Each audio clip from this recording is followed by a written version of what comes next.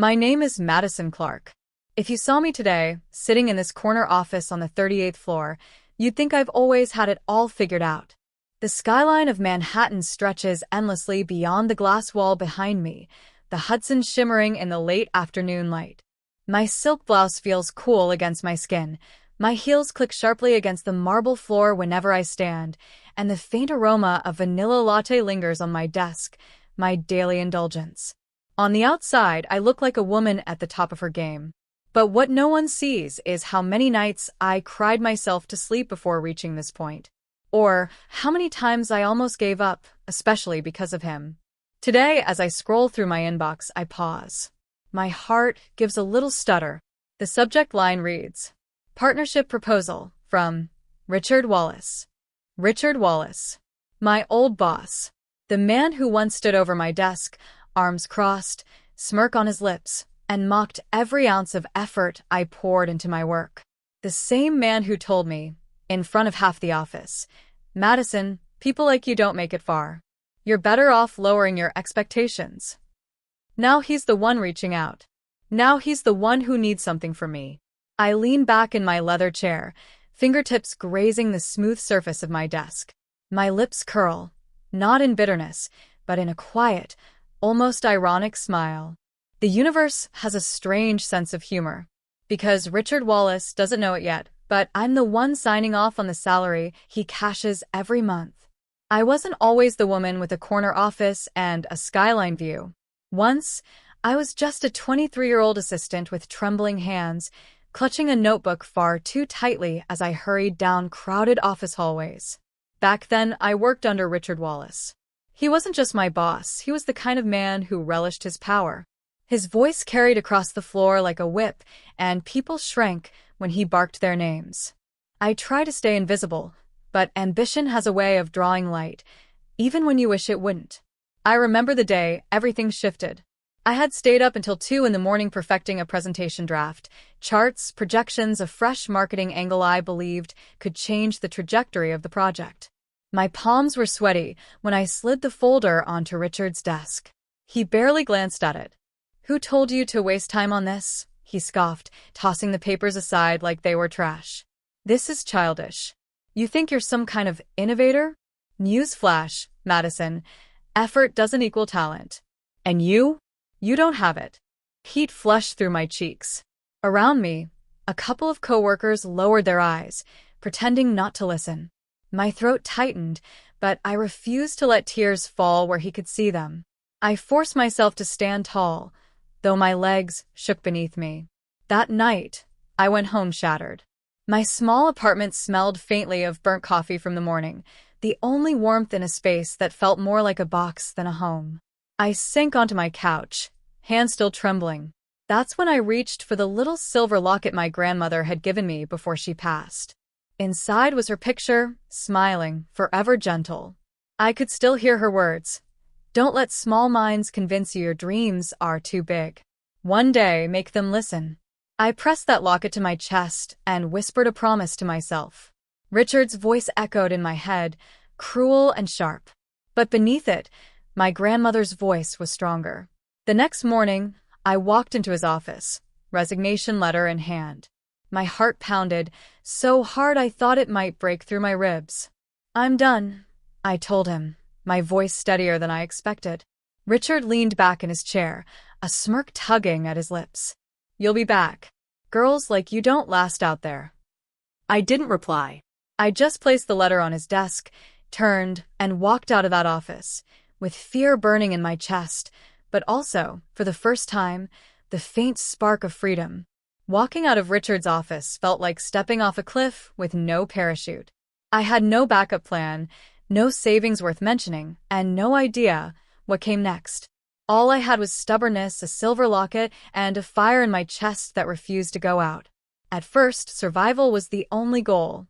I took freelance marketing gigs, odd consulting jobs, anything that paid the bills.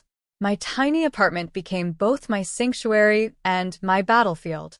The kitchen table doubled as a desk, and stacks of sticky notes cluttered every surface. Some nights, exhaustion weighed, so heavy I'd fall asleep with my laptop still glowing. only to wake at dawn with a stiff neck and puffy eyes. Self-doubt was my constant companion. There were nights I stared at myself in the bathroom mirror, mascara smudged, whispering, maybe Richard was right. Maybe I don't have it.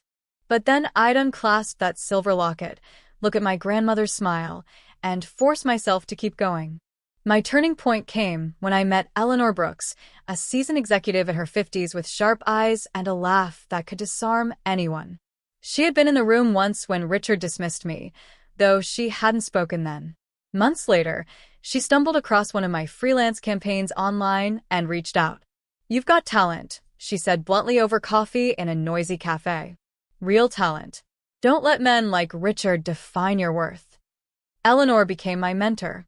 She introduced me to her network, coached me on pitching ideas, and taught me the art of holding my ground in rooms where people didn't expect a young woman to speak with authority. The road wasn't smooth. My first big proposal was rejected. My second, too.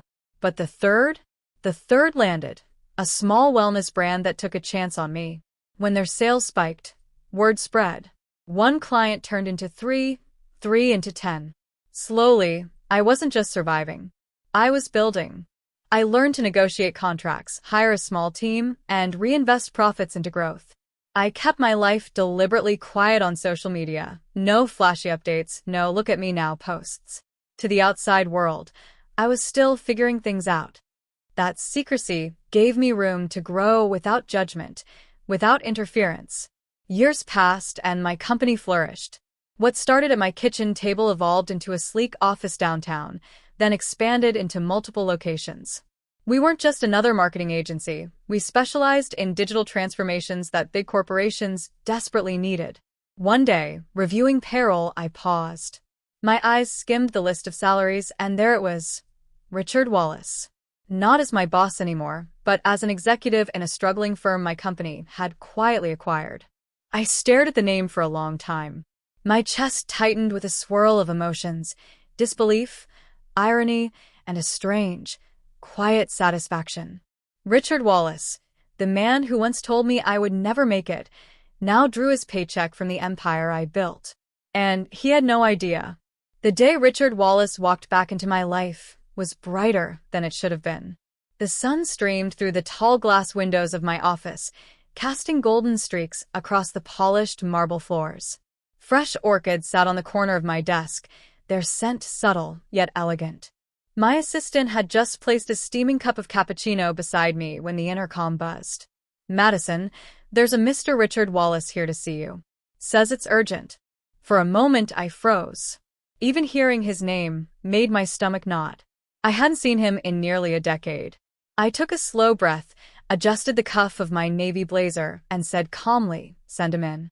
The door opened, and in walked Richard. He looked older, wearier.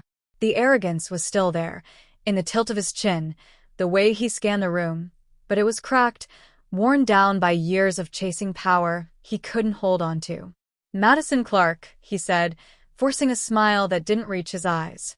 "It's been a while." I gestured for him to sit. "It has." He eased into the leather chair across from me, glancing around the office, the floor-to-ceiling windows, the framed awards on the wall, the subtle elegance of the space. I could see the calculation in his eyes. "You've done well for yourself," he muttered. I folded my hands, waiting. He cleared his throat. "The truth is, I'm here because my firm is facing challenges. We're looking for a partnership, maybe even acquisition. And your company, well, you've become something of a leader in the industry." He tried to chuckle. "Funny how paths cross again, isn't it?" I let silence stretch between us, long enough for him to shift uncomfortably in his chair. Finally, I leaned forward. "Richard, do you know who currently signs your paycheck?" He blinked. "What?" "Your company," I said evenly. "The one you're so desperate to save. It was quietly acquired by us last year. Which means every month, when you cash your salary, it comes from me." The color drained from his face. His mouth opened, then closed, like he couldn't quite find the words. "That's impossible," he stammered. I tilted my head, my lips curving into a small, controlled smile. "Is it? You mocked my effort once. laughed at me in front of the whole office, told me I didn't have what it takes. And yet here we are. You work for me, Richard. For a long moment, he sat in stunned silence, his hands gripping the arms of the chair. I could almost hear his pride cracking, splintering under the weight of the truth. Finally, he exhaled, his voice barely above a whisper. I didn't know. No, I said softly. You didn't care to know. You never believed I could build something of value. But I did. And now the irony is this. The man who tried to crush me feeds his family on the checks I sign. The silence between us was heavy, almost suffocating. I didn't gloat. I didn't need to. The truth itself was enough. Richard's gaze dropped to the floor. The arrogance, the smirk, the superiority, all gone. What remained was a man stripped bare, staring at the consequences of his own cruelty. I leaned back in my chair, the orchid's fragrance drifting lightly in the air, and folded my arms. So, Richard, tell me, what exactly are you asking me for? Richard cleared his throat again, fumbling with his words. The sharp-tongued boss I remembered was gone, replaced by a man who suddenly looked much smaller in the chair across from me. I was hoping you'd consider saving the firm, he said carefully, as if afraid to anger me. We need capital, direction. With your resources, we could turn things around. I studied him for a long moment, letting the weight of silence press down. My manicured nails tapped softly against the desk. So let me understand this clearly, I said finally. You want me to fund the very company where you once told me I wasn't good enough? His eyes flickered with shame, but he forced a nod. Times change. People grow. I almost laughed at the irony. But instead, I leaned forward, my voice calm, steady, the way Eleanor had taught me years ago. If I choose to save your company, Richard, it won't be without conditions. My money, my terms. He swallowed hard. Of course. I ticked them off one by one. First, I said, you will implement mandatory leadership training for all executives. Not the kind that inflates egos, the kind that teaches humility, respect, and empathy. You will attend every session yourself. He stiffened but nodded. Second, I continued, you'll create a mentorship program for young women in your company. The same kind of women you once belittled. You will fund it, you will promote it, and you will personally show up to every launch event. Richard's face flushed crimson, but still he said nothing. Third, I added, my tone firm, you will drop the arrogance. If I hear even a whisper of you mocking an employee, dismissing their work, or treating them as less than you, this partnership ends, and so does your salary. He blinked, clearly stung, his pride wrestling with reality. That's a lot. No, I said softly. That's the bare minimum. For the first time in our history, Richard Wallace was speechless in my presence. His shoulders slumped, the fight drained out of him. You have a choice, I said, leaning back in my chair. Accept my terms and prove you can change, or walk out that door and watch your firm collapse. Either way, I'll be fine. You not so much. The silence that followed was almost poetic. I thought of the young woman I used to be, the one who walked out of his office with shaking hands, clutching her grandmother's locket like a lifeline. That girl would never have believed this moment possible. Finally, Richard lowered his gaze and gave a single, reluctant nod. I'll do it. I let the faintest smile touch my lips. Good. Then we have an agreement. But remember, Richard, this isn't charity. This is justice. Every paycheck you cash from now on is a reminder. You're here because I chose to let you stay. His jaw tightened, but he said nothing more. The balance of power had shifted completely. And for the first time, I wasn't the one trembling in his presence. Weeks turned into months, and to my surprise, Richard kept his word. He sat through every leadership session, shoulders stiff, ego bruised, but present. The mentorship program launched quietly at first, then grew into something powerful. Young women in his office, women who once shrank under his shadow, now had resources, guidance, and most importantly, hope. I watched from a distance. I didn't need to hover. The conditions I set had already planted seeds, and I could see them sprouting. But the real change wasn't in the company, it was in me. Late one evening, after everyone had left, I sat alone in my office. The city lights glittered below like scattered diamonds. I reached into my drawer and pulled out my grandmother's silver locket. Running my thumb over the worn surface, I felt that familiar rush of comfort, of strength.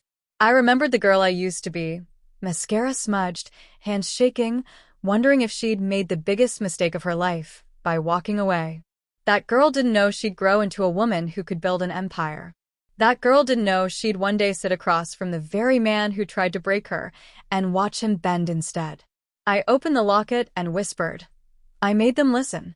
And for the first time in years, the sting of Richard's words was gone. In its place was something steadier, stronger, peace. Now, when I think about Richard Wallace, I don't feel anger. I don't even feel triumph. I feel gratitude.